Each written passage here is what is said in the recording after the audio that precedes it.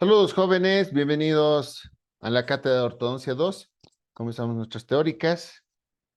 Déjenme sacar esto, lo vamos a ir ocultando esto. Perfecto, ahora sí. Bienvenidos a todos, miércoles 22 de abril del 2023. Empezamos nuestra primera teórica de acuerdo a nuestro cronograma y calendario. En nombre de los docentes de la cátedra de la asignatura, pues sean cordialmente bienvenidos. Si no pudiste asistir a la inaugural. Bien, vamos a empezar con el capítulo 1. Entonces, déjame quitar esto, por favor, de la imagen para que podamos ver todo lo que está preparado. Bien, comenzamos con nuestro primer tema, que se denomina sistema de fuerzas y respuestas tisulares a las fuerzas, ¿no? Hay dos tipos de fuerza, ortodónticas y otros son ortopédicas, ¿no? Vamos a ver qué sistemas de fuerza hay. Vamos a ir de lo básico, vamos a llegar a lo complejo. Vamos a recortar un poco secundaria y lo vamos a ir complicándonos un poco más, ¿no? Bien, vamos a hablar de fuerza, ¿ya? Vamos a hablar de la unidad de fuerza en el sistema internacional y la unidad de fuerza en el sistema anglosajón. Porque te comento que en ortodoncia es una mezcla y pues de aquí en adelante te vas a dar cuenta que utilizamos muchas tablas de conversión entre el sistema internacional y el anglosajón. Y pues la ortodoncia es así, ¿no? Incluso hay productos americanos que hablan en milímetros, ¿no? En gramos, y al mismo tiempo hay productos latinos o europeos que también utilizan onzas, newtons. eh, y esto es así, ¿no? Bien, la fuerza que se ejerza sobre un objeto, entonces este objeto, esta masa, esta caja, tiene una masa, ¿no? Y de acuerdo a la ley de la gravedad, pues también tiene un peso, ¿no? Y pues va a depender, para moverlo, para desplazarlo, va a necesitar una fuerza, ¿no? Pero también va a haber una fuerza que se va a oponer. Vamos a entrar también a las leyes de Newton, ¿verdad? Entonces hay una fuerza inicial y hay una fuerza que se va a oponer, ¿no? Y también va a haber otra fuerza en la superficie de fricción. Entonces, es un sistema de fuerzas. También va a depender dónde aplica la fuerza. En este momento, ¿dónde está mi puntero? En este momento, por ejemplo, está aplicando, no está llegando la fuerza en el centro de la masa, ¿no? Lo propio, la contrafuerza también no está llegando al centro de la masa. Diferente sería la dirección de la fuerza, el vector de fuerza, ¿no? Si ambos ejercen una presión de 1 kilogramo a cada lado, pues el objeto no se va a mover, ¿no? Para que se desplace, tengo que superar el kilogramo de contrafuerza. Por lo tanto, digamos, la de la izquierda, para poder desplazar, va a tener que superar el kilogramo. Ya sea fuerza de presión, porque los dos están haciendo una fuerza de presión a la izquierda, fuerza de presión, ¿ya? Y a la derecha están haciendo una fuerza de tensión, que es otra cosa, ¿no? A la derecha, el sujeto de la izquierda está generando una fuerza de 100 newtons y a la derecha, el otro también 100 newtons, ¿no? Y esta cantidad de fuerza, pues es medido mediante un aparato, un dispositivo que se denomina dinamómetro. Tanto la fuerza de presión como la fuerza de tensión tiene que ser medida, ¿ya? Porque cuando nosotros aplicamos estos conceptos de fuerza en biología, hay una respuesta tisular. Ese es otro detalle, hay una respuesta tisular. Es decir, ¿cómo va a responder el tejido blando, el tejido duro? ¿Cómo va a responder el ligamento periodontal, en otras palabras, la cresta alveolar, el cemento dentario? ¿Cómo van a responder? A veces uno piensa que cuanta más fuerza genere, más rápido voy a mover un diente y se olvida de la respuesta tisular, ¿ok? Ya sea que hagas presión o tensión, siempre va a haber una respuesta tisular. Y en eso vamos a ir descomponiendo. ¿Qué pasa si hago presión al diente? El diente se presiona al hueso. ¿Qué sucede con el ligamento periodontal? Y dependiendo de la cantidad de la fuerza. Lo mismo en la tensión, ¿no? Si empiezo a jalar ese ligamento periodontal, ¿qué va a pasar con el cemento? ¿Y qué va a pasar con la tabla ósea? Entonces, es importante que tengas en cuenta estos conceptos, ¿no? Como tal vez te estás preguntando, si a la izquierda usted está utilizando la unidad kilogramo, ¿por qué a la derecha está utilizando newtons, ¿no? En realidad, la unidad de fuerza es el newton, ¿ya? Pero nosotros lo convertimos en kilogramos, ¿ya? Porque nosotros utilizamos la unidad gramo, ¿ya? Es hacer una tabla de conversión nomás, ¿no? Un kilogramo de fuerza, y así se lo denomina, ¿ve? Un kilogramo, K kilo, G gramo, F fuerza, así. Un kilogramo de fuerza equivalen a 9.8 metros por segundo al cuadrado. ¿Esto por qué dices metros por segundo? Porque recuerda que hay una gravedad.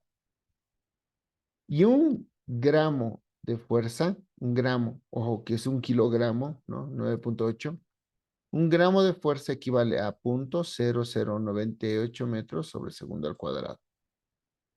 Entonces, imagínate, nosotros aplicamos el método gramo. Gramo utilizamos, ¿no? O sea, utilizamos el denominativo gramo. Porque si utilizáramos el término Newton, que es lo que estás viendo, su conversión, diríamos, si para un diente quiero intruirlo, por ejemplo, necesito 20 gramos de fuerza, tendría que decirte, aplícale 0.000195 metros sobre segundo al cuadrado. O newtons, ¿no? Aplícale 0.0195 newtons. Muy complicado a veces, ¿no? Para nosotros mejorar el lenguaje. Entonces preferimos utilizar el término de la izquierda, gramos. Pero en fuerzas ortopédicas sí podemos utilizar los newtons. Van a ver adelante cómo tienes que ir convirtiendo esto. Bien, esta es una tablita pues que nos enseñaron en secundaria. Cómo se componen las fuerzas. Y vamos a ir recordando a ver cómo se descomponen las fuerzas. Voy a ir quitando mi tablero. Control A, Shift, H. Ahora sí. Ahora sí. Bien. Entonces, esto es una tablita de secundaria. Dice, las fuerzas, ¿qué causan? Dice, ¿no? ¿Y cómo se representa una fuerza? ¿Y qué tipos de fuerza hay? Tal vez recuerdes esta tablita. ¿Qué causan las fuerzas? Causan un efecto. Y este efecto puede ser de dos tipos. O lo deforman o le cambian el movimiento. Tú en este momento, si te quedas quieto, ¿crees que en el universo estás quieto? No, ¿no ve?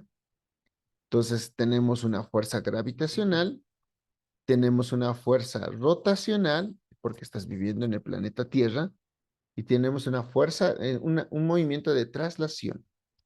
O sea, hay hartos movimientos, no estamos quietos en el espacio, ¿no? Entonces,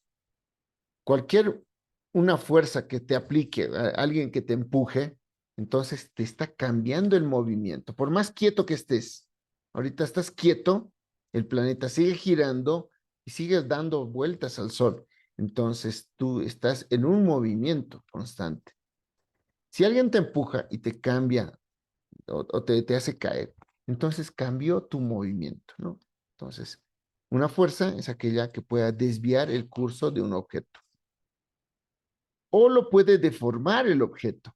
¿Cómo lo puede deformar? Porque puede cambiar la forma, puede cambiarlo su forma. Y este cambio de forma puede ser permanente. Y si es permanente, estamos hablando de un cuerpo plástico. O también le denominamos deformación plástica, también se llama, ¿ya? O puede ser un cambio de forma temporal. Es decir, te empujo, pero vuelves a tu posición. Qué interesante, ¿no? Te empujo, pero no te deformo. sino retornas a tu posición inicial. Entonces, ese es un cuerpo elástico.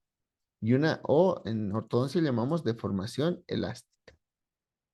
Como entenderás, una fuerza también puede cambiar la forma de manera permanente y muchas veces de manera temporal. ¿Cómo se representan las fuerzas? Las fuerzas se representan mediante vectores, porque un vector es hacia dónde apunta la fuerza. Y cuando hablamos de vectores, tengo que ver las características de mi fuerza. Por ejemplo, punto de aplicación. ¿Dónde aplico la fuerza? Va a depender de la masa. Va a depender del volumen de la masa. Y va a depender del centro de la masa. ¿Dónde está el centro de la masa? Y dónde está mi punto de aplicación. Esa diferencia tengo que medirla. ¿Ya? La intensidad, por otro lado. ¿Cuánta fuerza necesito? ¿No? No es lo mismo 10 gramos que 100 gramos, ¿verdad? Entonces, muchas veces necesitamos una intensidad de fuerza. Y esta fuerza tiene que ser medida. Tú cuando vas a comprar una arroba de papa, tal vez puedes levantar una arroba de papa, ¿no? Una arroba de papa tiene su masa y tú dices, necesito entonces mi fuerza superar esa arroba de papa, ¿no? ¿Qué pasa si te piden una carga de papa? ¿No? Llévame una carga de papa. No, creo que son 8 arrobas, no estoy seguro. Entonces eso ya no se puede alzar, ¿no?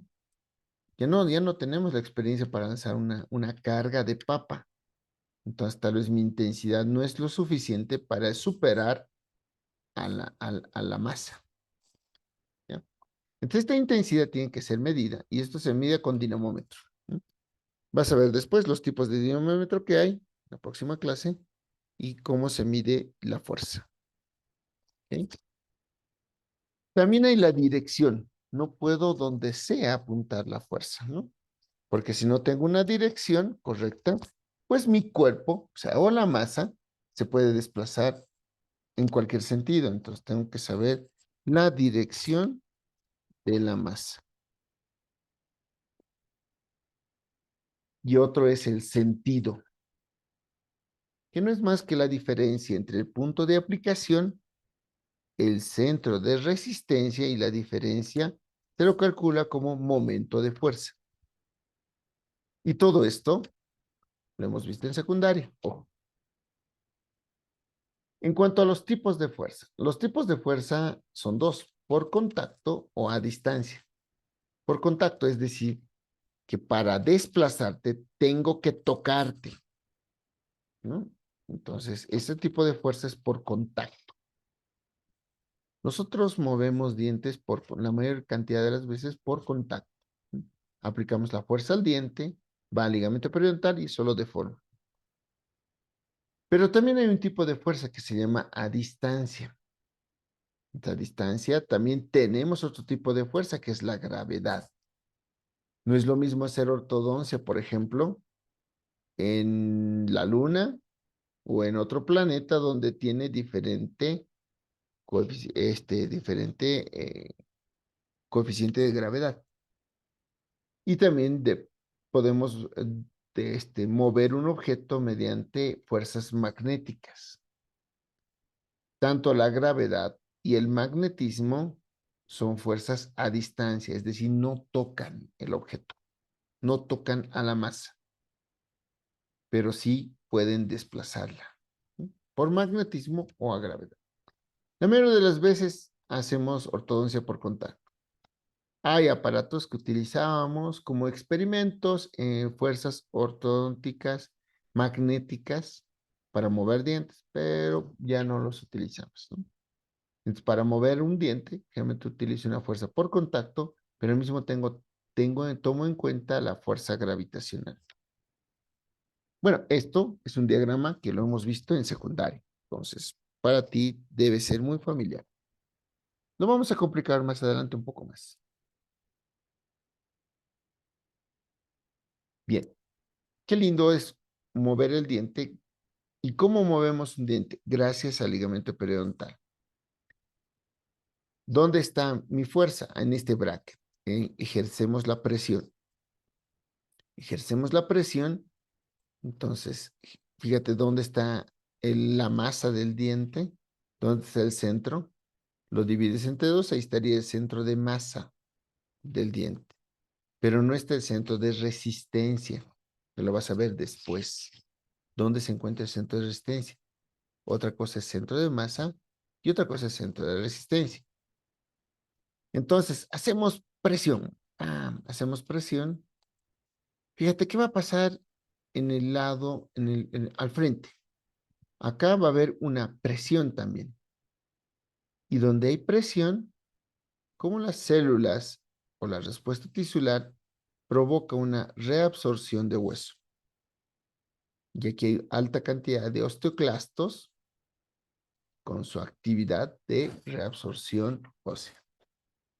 Pero ¿qué pasa en el otro lado? Donde hay tensión, donde las fibras están estiradas. Y donde hay tensión, acá ya no aquí existe osteoblastos que van a formar apósitos de tabla ósea. Entonces se va remodelando tanto el lado, una vez terminada la fuerza, terminado el movimiento, hay una fase de recuperación.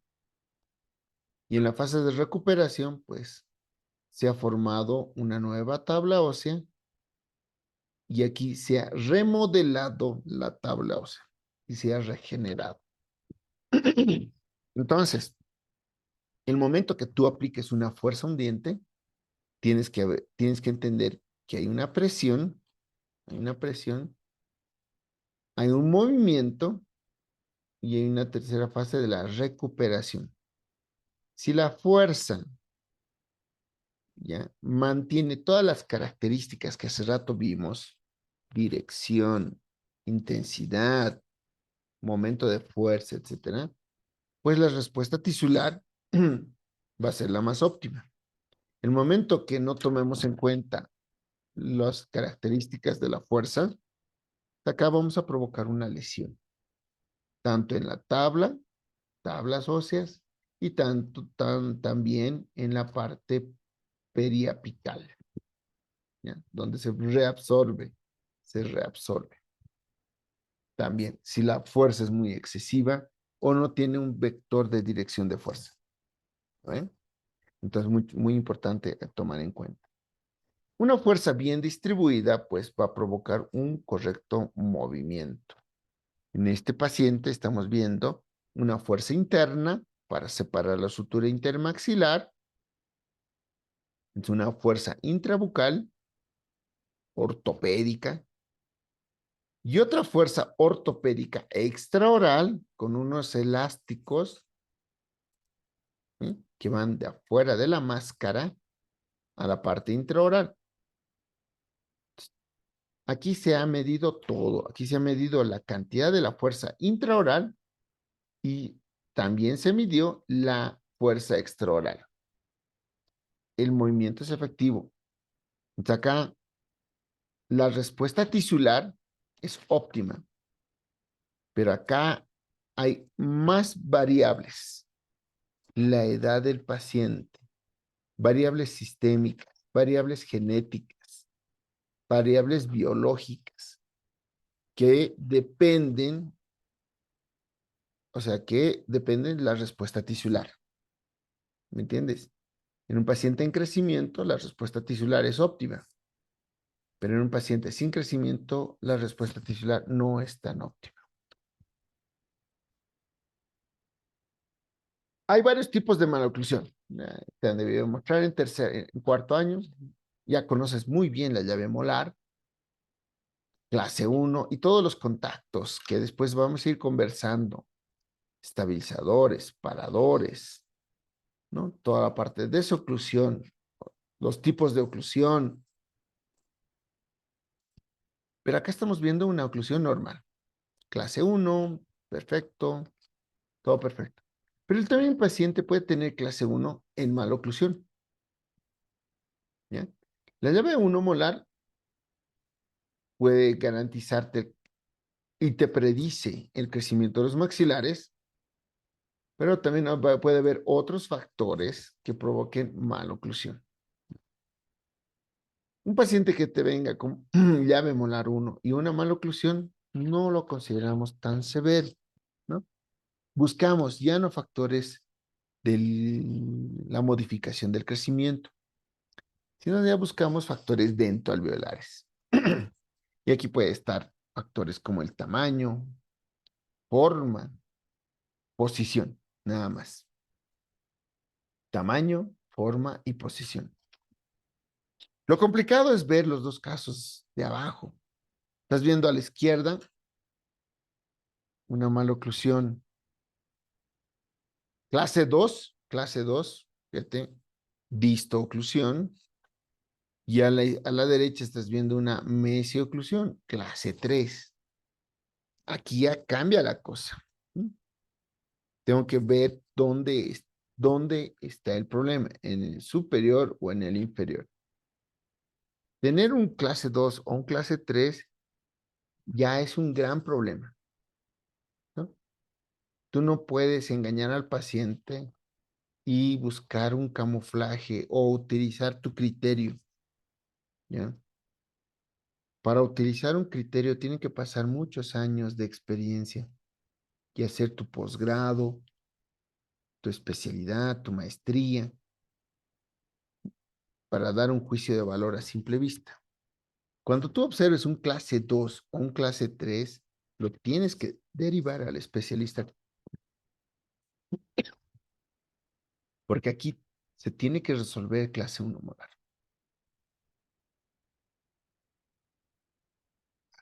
Esto. Fuerza. ¿Qué es fuerza? Estamos viendo ahí. Está sujetando la cuerda. Hay una tensión. En el otro lado también, en el canino, alguien también puede estar empujando, ¿no? Y puede haber una presión. Fuerza, ¿qué es fuerza? Toda acción que actúa sobre un cuerpo, ¿no? Ya sea que hagamos presión o tensión, ¿no? O torsión, que vas a ver después. Entonces, cuando hago o aplico esta fuerza, pues esta masa o este cuerpo tiende a modificar su estado de reposo, entre comillas, ¿no? Es toda causa capaz de poner en movimiento o de cambiar la forma de un cuerpo. Dos conceptos. Cuando colocas a cualquier, buscas un diccionario de fuerza, te dice eso, ¿no? Es una acción que actúa sobre un cuerpo. Lo modifica o lo deforma o le cambia de forma. Pero hay que tomar en cuenta que también existen fuerzas inherentes. Entonces, aquí entra el concepto fuerza inherente. ¿Qué es fuerza inherente, doctor? Se denomina así porque es esencial, es permanente en un ser o una cosa y no se puede separar de él por formar parte de su naturaleza, dice, ¿no? Y no depender de algo externo. ¿Qué significa? Cuando tú, a ver, cuando tú deglutes saliva, en este momento tragas saliva, hay una fuerza y hay una cavidad palatina y pues hay un movimiento, unas fuerzas musculares. Es esencial, ¿no? Entonces, averigua cuántas veces el humano promedio traga saliva, cuántos mililitros promedio el humano deglute saliva. Te entenderás que hay una fuerza inherente, es una fuerza esencial. Sí o sí necesitamos deglutir saliva. Así como la respiración. Cuando tú respiras, ¿qué pasa? Toda tu cavidad torácica, tus músculos, toda la parte de la caja torácica, cómo abre, respiras, cómo exhalas, el momento que respiras por la nariz, cómo se mueve el velo del paladar. O sea, hay una fuerza esencial, inherente, es necesario respirar. Lo mismo pasa con los dientes. ¿Por qué hablamos de esto, no? A ver, Sería lindo colocar pues, al paciente un aparato en la boca y decirle, a partir de este momento ya no coma o ya no muerda, ¿no? ¿Y con qué me alimento? Pues nada, agüita, jugos. Es difícil. Entonces hay una fuerza esencial, que es la fuerza masticatoria. Entonces, hay que entender desde ahí por qué se produjo el problema. ¿Ya? Entonces, esta fuerza esencial tenemos que dividirla, tenemos que interrumpirla, tenemos que levantarla, evitarla para poder corregir una mala oclusión. Y a veces ahí me concentro en el momento de diagnosticar a un paciente. Esta fuerza inherente, ¿ya? Esa, que es la fuerza necesaria. Entonces, tienes que también identificar cómo respira el paciente, cómo deglute el paciente, ¿sí? Para poder entender la funcionalidad de su cavidad bucal.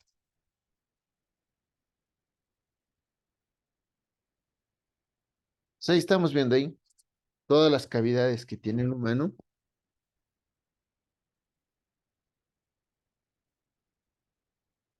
Estás viendo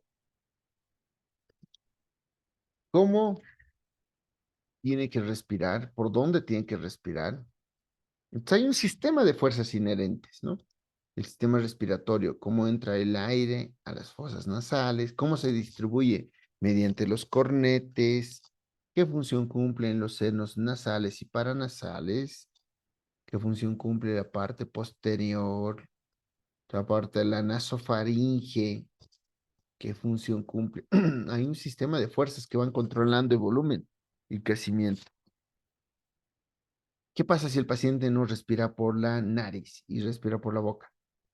Entonces cambian estas fuerzas inherentes, estas fuerzas necesarias, cambian la función, cambian la parte dentoalveolar, la parte ósea estructural, ¿no? Entonces, recuerda que el tejido blando domina al tejido duro. Así es esto, así de simple es esto.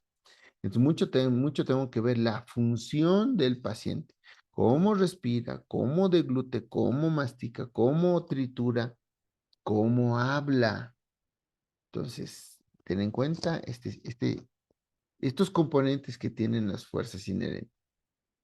También tenemos fuerzas dentro del sistema inherente intrínsecos, como son la erupción dentaria. La erupción dentaria manifiesta una fuerza. Y dentro de los extrínsecos tenemos provocados por los músculos, ¿no? Los intraorales y los extraorales. Los intraorales, fíjate, el músculo lingual, los peribucales, quería decir, ¿no? Los peribucales, el orbicular, el buccinador. Entonces, los músculos proximales a la parte ventricular también tienen sus sistemas de fuerzas. Si tienen algún cuerpo extraño, un tumor, un quiste, entonces este cuerpo extraño ocupa un volumen, entonces va a generar también otro sistema de fuerza mediante su crecimiento. También hay iatrogénicos, después vamos a ir hablando sobre el respecto. Entonces, la posición espacial de los dientes depende de una presión, una X cantidad de fuerza inherente, ¿no? La lengua hace una presión hacia afuera. La lengua, tú sabes, que se apoya en las caras linguales y en las caras palatinas, se apoya en todos los movimientos. Tenemos tantos músculos en la lengua pues, que distribuyen, cada uno tiene su función, ¿no? Y por fuera tenemos los peribucales, ¿no? Adelante el orbicular, hasta el risorio se apoya un poco. El cuadro del mentón, cómo influye en el orbicular, el triangular de los labios, el buccinador, Dios mío, el buccinador, otro músculo muy importante que puede provocar muchas maloclusiones. Entonces, hay una fuerza interna, ¿no?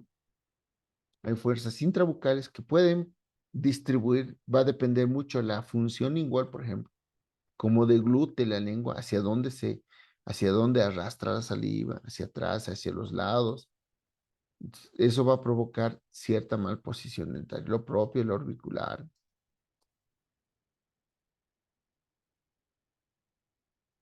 Dentro de las fuerzas naturales inherentes, hay lo que te decía al inicio, la oclusal, ¿no?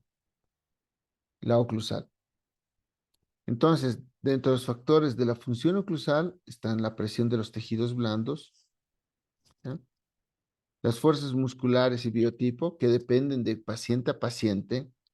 No puedes tú, generalizar a los pacientes. Hay pacientes, los dólico-faciales, que has debido escuchar este término ya en cuarto año, los denominamos en ortodoncia los débiles, porque no tienen suficiente fuerza muscular masticatoria, porque van en relación a su biotipo, versus los braquis, estos sí que te pueden cortar el dedo si te atrapan, ¿no? Los braquis tienen mucha fuerza, o sea, la fuerza muscular depende del biotipo. Y la cantidad de fuerza que se produzca a nivel oclusal o a nivel de la presión, pues también va a provocar ciertas maloclusiones. También va a depender esta cantidad de la fuerza oclusal, la cantidad de puntos de contacto. ¿Quiénes tienen más cantidad de puntos de contacto? Por ejemplo, los braquis versus los dólicos, pocos puntos de contacto. Y como te decía, va de la mano del biotipo facial. Lo propio, los paradores y estabilizadores, los stoppers de cierre, dependen de paciente a paciente. También debe decir que 13 puntos de contacto tiene el molar, 5 puntos de contacto tiene el premolar, sí, pero no se cumple todos los casos. Un braqui puede cumplir con esos aspectos, con esos puntos de contacto.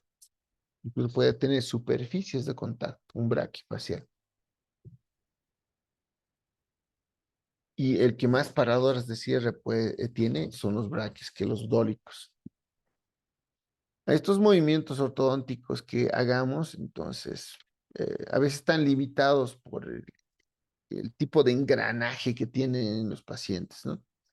Sabes, bien fácil es tratar a los dólicos, a veces a los braquis, a veces tenemos que colocar ciertos aparatos primero y luego recién mover los dientes.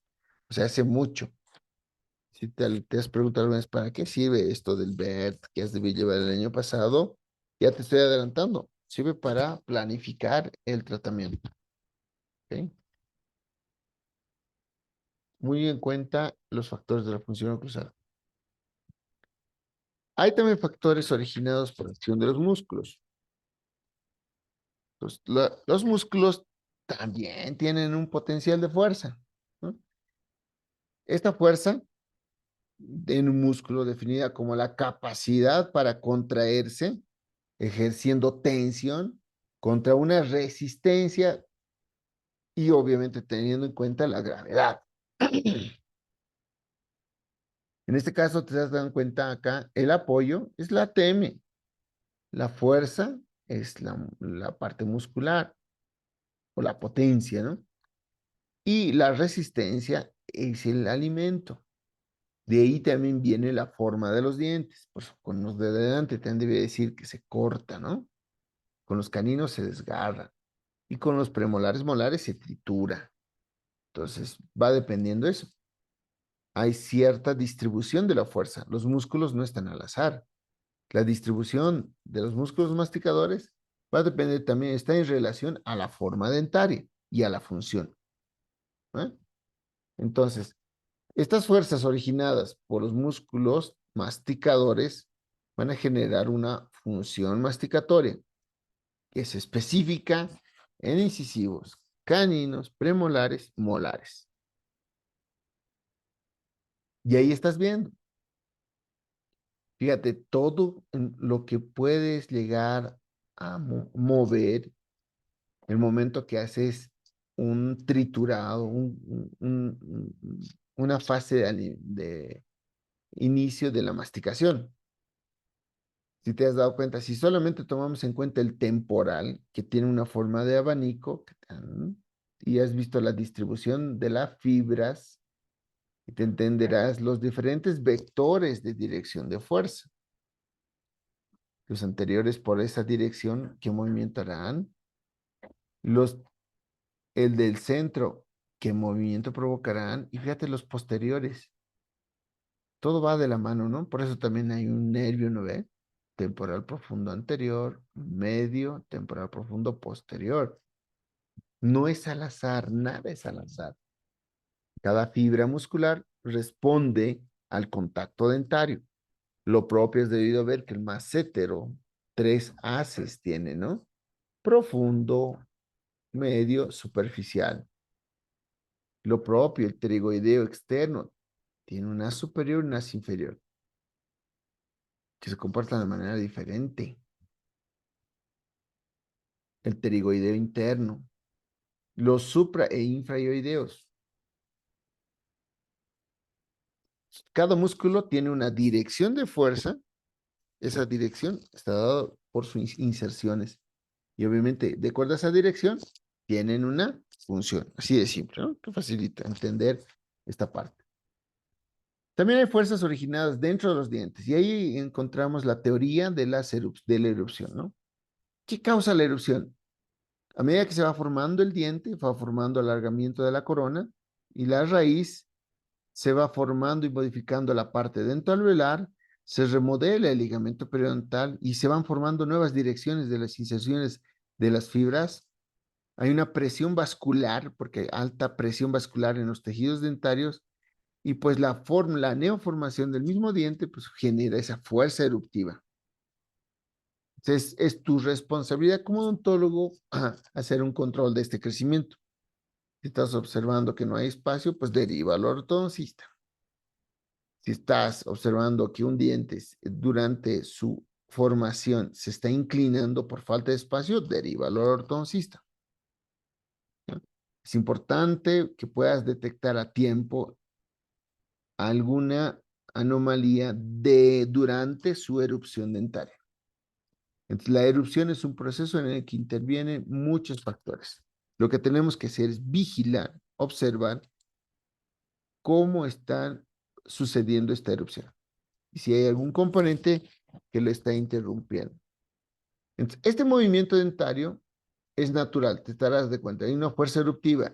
Entonces, ese movimiento dentario es natural o propio, le llaman, ¿no? Y eso es producido por la erupción, así nomás. Se activa en su fase preeruptiva, posteruptiva, su erupción pasiva durante la formación de sus estadios de desarrollo dentario y por migraciones, ¿ya? Y los movimientos dentarios artificiales o provocados ya son aquellos que los podemos controlar mediante ortodoncia y aquellos que no los podemos controlar ya son los impactados o producidos por hábitos deleterios. Vamos a ver los originados por musculatura peribucal. Por ejemplo, ¿qué estás viendo acá? Alteración de la fuerza, alteración de la posición por un hábito peribucal. Entonces, aquí va a depender muchas cosas, ¿no? Si observa un niño que tiene una deglución digital, entonces todo un tiempo está con el pulgar así, en este hábito del dedo, como le denominan, entonces mucho hace la duración de la fuerza, cuántas horas al día hace este efecto, ¿no? Y muy importante, ¿no? Porque para la reacción de los tejidos hay que saber cuántas horas al día estás realizando esto. El ligamento para ver qué periodos de recobro le da. Si utiliza, no sé, todo el día está, entonces no le da opción a que se recupere el ligamento, por lo tanto va a provocar un remodelado, un cambio de posición del diente, ¿no? Y puede promover una proliferación celular, es decir, puede provocar un mayor desplazamiento no solamente de un diente, sino de varios dientes. Ahora sí, con esos conceptos previos ya cambia ya tu esquema. La primera tabla que has visto, que es para secundaria, aquí ya lo un poquito vamos a complicar. Para nosotros las fuerzas van a ser interacciones, objeto con diente, ¿no? Interacciones, y estas interacciones pueden ser a distancia, ejemplo, peso, podemos utilizar un resorte, un elástico a distancia, un elástico, una liga que vaya de canino a molar, va a ser a distancia. Entonces va a depender del peso, de la masa que tenga el diente. Tú entenderás que todos los dientes tienen una diferente masa. Te lo han debido decir esto en prótesis fija, ¿no? La ley de Ante, ¿no? Y eso se calcula, ¿no? Masa por gravedad. También es la interacción por contacto. Y por contacto puede producir cambios de forma y cambios de velocidad. Cuando hablamos de cambios de velocidad, lo estudia la dinámica, ¿no? Entonces, por eso hablamos nosotros de biomecánica, ¿no? Porque todo movimiento lo controlamos, lo medimos y tomamos en cuenta las leyes de Newton, ¿no? Las leyes de Newton, primera ley, principio de inercia. Todo objeto, ya te dije, en este momento no estás quieto, en este momento estás en una velocidad, ¿ya? Y dentro de esa velocidad, aparente, tú te sientes quieto. Es como en el auto, ¿no? En el auto está haciendo una velocidad y piensas que estás quieto dentro del auto porque estás sentadito, pero cuando frena, ¿qué pasa? Te vas hacia adelante, ¿no? Entonces, hay una fuerza que te ha modificado tu inercia. Entonces, primera ley de Newton. Segunda ley, o sea, ante una fuerza, ante una acción, siempre hay una reacción. Entonces, tengo que saber qué elemento estoy aplicando mi fuerza para aplicar la necesaria para moverla, para desplazarla. Y tomando en cuenta que va a haber una reacción, ¿no? Aquí entra incluso la tercera ley más, ¿no? Y ese va a ser su cambio de velocidad. Es decir, lo puedo modificar su posición, en otras palabras, ¿eh? Para nosotros va a ser cambios de velocidad, porque manejamos fuerza. Pero tal vez para el paciente podemos decir, lo vamos a mover ese diente. También puede producir un cambio de forma. Tú cuando mueves un diente, no estás moviendo solamente el diente, sino también la parte dentoalveolar, la parte ósea, se está modificando de forma, ¿no? Se está deformando. Es un cuerpo elástico el hueso, ¿no? Ya te dije, en otro lado hay posición, en otro lado hay neoformación, en otro lado hay reabsorción. Estos cambios de forma también se los puede medir con la ley de Hooke, que mide la forma de estos cuerpos elásticos. La fuerza se debe medir ¿con qué? Con dinamómetro. Y su unidad internacional es el Newton, ya te dije, el Newton. O sea, lo real que deberíamos medir la fuerza para mover dientes es en newtons. Pero por practicidad, ya te dije que utilizamos gramos fuerza. Esa es la unidad. Las fuerzas se representan con vectores, es decir, no donde sea hay que aplicar la fuerza. Estos vectores se componen por una resultante, ¿ya? Es decir, las fuerzas no son a veces paralelas. Lo que tratamos de paralelizar es con las fuerzas oblicuas. En la próxima clase vas a entender, ¿ya? Porque lo ideal sería llegar al centro de la masa, pero no podemos. Ya más o menos debe estar captando, ¿no? Es difícil llegar al centro de la masa, especialmente si ésta está en una base ósea, ¿no? ¿Ok? Aquí ya se va descomponiendo las fuerzas, de acuerdo a lo que te he hablado, ¿no? Y todo esto tienes que tomar en cuenta en el momento de aplicar una fuerza a un diente. Entonces ves que hay un equilibrio. Cuando ves a un paciente con sus dientes todo normal, todo rectito, y dices, qué bonita dentición, ¿qué ha pasado? ¿No? Y cuando ves a un paciente que está todo así por todo lado, y dices, ¿qué pasa con este otro paciente? ¿Qué ha sucedido? Entonces acá se rompió el equilibrio. Entonces hay una teoría del equilibrio. Este es mi paciente, por ejemplo, mira, está para pensar. Llave molar 1, llave premolar todo 1, 1, 1. Llave canino 2. Mira el overjet. ¿Qué pasó con esta paciente? Impresionante.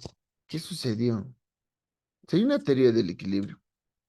La posición de los dientes explica cómo y el por qué mantiene esa posición especial. ¿Cómo explicamos? ¿Cómo le explicamos a los familiares? Profit determina factores.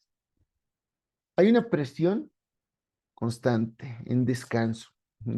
Interesante, ¿no? Hay una presión en descanso. Es decir, la lengua ejerce una presión. ¿Tú piensas que está estática? Cuando hablas, cuando bostezas, cuando deglutes, cualquier actividad en la boca masticatoria, va a haber una presión, ¿ya? Va a haber una activación. Y lo propio en descanso, igual. Hay un equilibrio entre la presión interna y la presión externa. Cualquiera de los dos que ceda por cualquier hábito, entonces el otro, el interno, va a ganar. Si mantengo los labios separados, el interno va a ganar. Si ejerzo mucha presión de los labios, trato de pronunciar palabras, no sé, entonces la lengua va a perder. O sea, hay una presión. También hay una fuerza de erupción de crecimiento por actividad metabólica.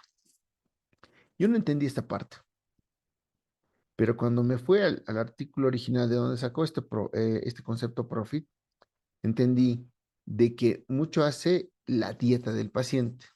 Si este paciente consume cosas duras y fibrosas, se activa, se activa las células propioceptoras del ligamento periodontal y va pidiendo mayor irrigación, mayor estructura ósea, mayor estabilidad, mayores crestas, columnas óseas, fortifica la parte dental, es decir, tienes dientes más duros, una estabilidad oclusal, versus el paciente que come puros jugos, caldos o dieta blanda. Entonces hay una actividad metabólica del periodonto que genera esta posición espacial de los dientes. Genética, algo que no puedes responder, ¿no? Si el papá igual es así, la abuela, todos son así. ¿No? Entonces hay una genética también de crecimiento. ¿No? En otros países no lejanos, mira, te digo en Chile, Brasil, sí o sí para este tipo de pacientes que tengan problemas ortodónticos, posición y tengan problemas periodontales, sí o sí se les pide el genotipo dental para ver la genética de crecimiento. De acuerdo, ya sabemos los marcadores genéticos, dónde están ya de lecciones. Ya se han identificado en qué cromosomas están de estos problemas, especialmente periodontales. Esto lo has debido llevar tal vez en genética, en embriología. Y mucho hace, como te dije, el tipo de alimentación. Y si te pones a pensar, da lógica, ¿no? Vas a Yungas, a los 15, 16 años ya están utilizando prótesis. Versus en el altiplano, que no. Se mantienen todavía sus dientes. Son amarillos, con manchas, con todo, pero tienen una buena oclusión. El tipo de alimentación va de la mano de la actividad metabólica del periodonto. Tiene sentido. Entonces, hay que buscar esa respuesta. El tejido blando, ya te dije, domina el tejido duro, ¿no? Pero también hay que observar otras alteraciones. Por ejemplo, este otro paciente. Te comparto la experiencia y todos, la mayoría de acá te van a mostrar son mis pacientes, o son del libro o son mis pacientes. Por ejemplo, acá, llave molar 1, clase canina 1, todo perfecto, pero hay el problema anterior nada más. Entonces, ¿qué pasa acá, no? ¿Qué sucedió? Un 39% de la población tiene alteraciones del tamaño en el sector anterior inferior. Después, en otra oportunidad, vamos a ir charlando sobre todo lo que hay que hacer sobre el análisis. Hay varios índices acá que se utilizan. Eh, Se utiliza Bond, Bolton, Corehouse, el análisis de Peck y Peck, el de Zanini y Savart. Son una infinidad de índices para tomar esta decisión. Extraer un incisivo central. Después haces tu alineado, nivelado y mira cómo queda. Entonces hay que ver también alteraciones de posición, forma, tamaño, volumen. No es fácil tomar esa decisión, ¿no? Hay fuerzas anormales que van desarrollando con el tiempo y pues no dan cuenta, el odontólogo no se da cuenta. Por ejemplo, este es un hermano de un colega famosísimo.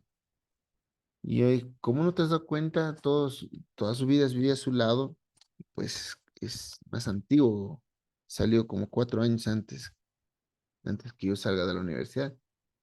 Vino a la consulta y me manda y veo pues que estaba alterado. Mira, Soberjet, clase 2. Entonces, acá puede haber muchas cosas, ¿no?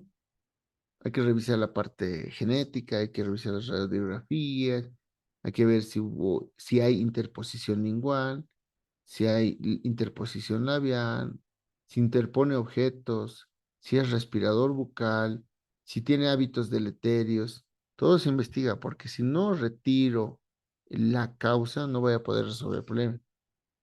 De todas maneras, es un paciente sin crecimiento, ¿no? Ya lo hemos diagnosticado como quirúrgico o planificado como quirúrgico. Se le ha dicho, es el plan A, quirúrgico. Maxilar superior, 3 milímetros para atrás. Maxilar inferior, 9 milímetros para adelante. Era la única manera, o sea, según el software, para poder resolver su problema. Y según el colega, no pensé que era tan difícil, dice. Pero sí, es un caso complicado, es quirúrgico. Se le ha planteado, pero rechazó. Bueno, optó por la parte de camuflaje. Bueno, después en otra oportunidad te voy a mostrar cómo se ha terminado esto. Pero hay que identificar bien qué sucedió y pues y cómo podemos resolver su problema. Este otro hábito, fíjate, después vamos a ver esto en detalle, qué alteraciones provoca. Mira, el hecho de estar el chupón por mucho tiempo, incluso colocan edulcorantes, ¿no? Para que esté todo un tiempo con ese hábito de succión.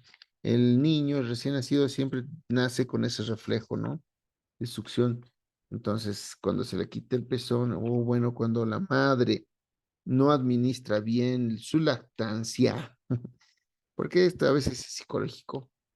Entonces, no administra bien sus tiempos de lactancia, provoca esto, ¿no? ¿Y cómo lo reemplaza? Pues dándole un chupón acaramelado. Hay chupones que desprenden miel, entonces, o desprenden una sustancia dulce y pues todo el día está con ese chupón. Por si acaso hay chupones ortodónticos, como estás viendo el azul, es un chupón anatómico ortodóntico, pero también el mismo fabricante te dice no lo use más de 45 minutos, ¿no? Verso el otro chupón, mira que es grande, enorme y que provoca pues alteración del crecimiento, ¿no? Este de abajo lo tenían 24 horas con el chupón. Pese a que tenía una buena dieta, todo eso, pero mira, fíjate la deformación que provocaba. Entonces, antes de ver los problemas dentarios, porque a veces eh, nos abocamos en la parte de dental nomás, ese es el problema, y te invito que no te dejes llevar por la odontología tradicional, ¿no? Que antes eran dientólogos, solamente veían diente. Entonces, nuestra profesión va más allá que eso. Dominamos la parte más importante, desde la cintura escapular para arriba, es nuestro dominio total, funcional, pero a veces entramos en la parte dental nomás, ¿no? Nos se concentra, ¿no? Entonces, trata de revisar la parte funcional, cómo respira, cómo deglute, y esto vas a aprender en las prácticas, ¿no? Desde la historia clínica, cómo hacer una buena anamnesis, un buen diagnóstico. Aquí hay que tener un buen ojo clínico en el diagnóstico y hay que ver el paciente, incluso cómo camina. Después te voy a ir contando. Pero ahí está, la parte más primordial para mí, para el diagnóstico, es que veas cómo están sus funciones vitales. Cómo respira, cómo deglute. Si el paciente logras diagnosticar y tratar, pues vas a ser el doctor House de la ortodoncia, ¿no? Esto lleva muchos años de capacitación, experiencia, pues hay largo de contar. Como esta niña, y esta la saqué de un libro, es un libro famosísimo, no te lo voy a decir, es un libro famosísimo que ya lo vas a ver tú, ¿no?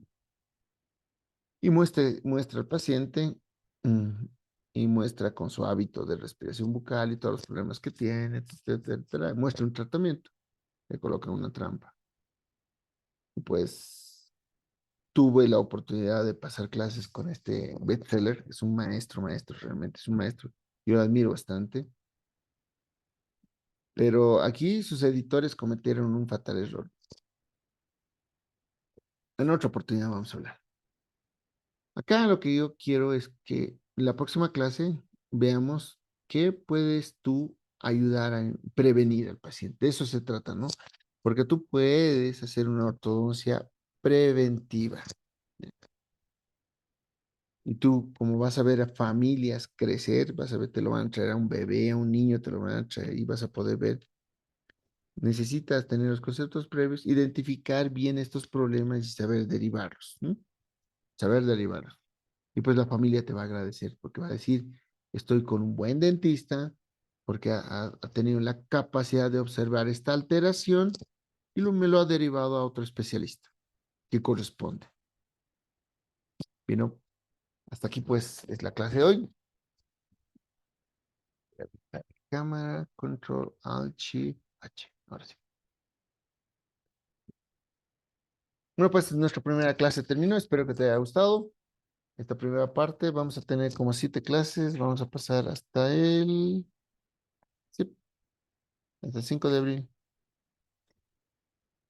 Muy bien, que tengas un excelente día. Hasta la próxima.